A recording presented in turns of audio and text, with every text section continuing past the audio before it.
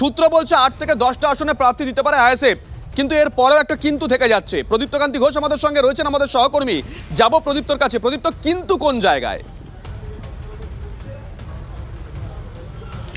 দেখো, কিন্তুর জায়গাটা এখানেই, 8 থেকে 10 নয়। আইএসএফ সূত্রে যা জানতে পাচ্ছি, কিছুক্ষণ আগেও তারা বৈঠকে বসেছেন, সংখ্যাটা কিন্তু প্রায় 20-র কাছাকাছি পৌঁছে যেতে পারে। আজকে তারা প্রথম দফার প্রার্থীদের নাম ঘোষণা করবে 8টা আসনে।